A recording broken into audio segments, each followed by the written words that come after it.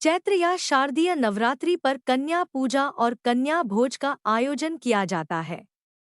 कन्या पूजन को कुमारिका पूजा भी कहते हैं। 10 वर्ष तक की उम्र की कन्याओं को नवरात्र पर भोजन कराने का प्रचलन है। आइए जानते हैं, कन्या पूजन और भोज से मिलता है कौन सा आशीर्वाद और क्या है कन्या भोज की कथा। कन्याओं के रूप।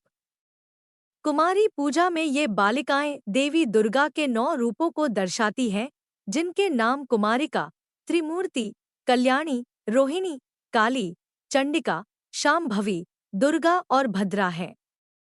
कन्याओं का आशीर्वाद। कन्याओं की आयु 10 साल से ज्यादा नहीं होनी चाहिए। 1 से 2 साल की कन्या कुमारी को पूजने से धन, 3 साल की त्रिमूर्ति को पूजने से धान्य, 4 साल की कल्याणी को पूजने से सुख, 5 साल की रोहिणी को पूजने से सफलता, 6 साल की कालिका को पूजने से यश, 7 साल की चंडिका को पूजने से समृद्धि, 8 साल की शांभवी को पूजने से पराक्रम, 9 साल की दुर्गा को पूजने से वैभव और 10 साल की कन्या सुभद्रा को पूजने से सौभाग्य का आशीर्वाद प्राप्त होता है। कन्या पूजा और भोज की कथा। वैष्णोदेवी कथा के अनुसार माता के भक्त निसंतान पंडित श्रीधर ने एक दिन कुमारी कन्याओं को भोजन पर आमंत्रित किया।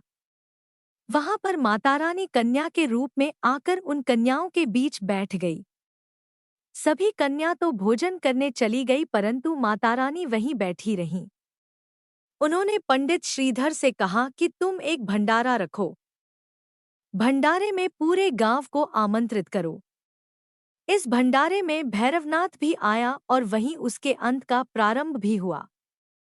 इस भोज में हनुमान जी माता की रक्षार्थ एक छोटा लड़का बनकर बैठे थे।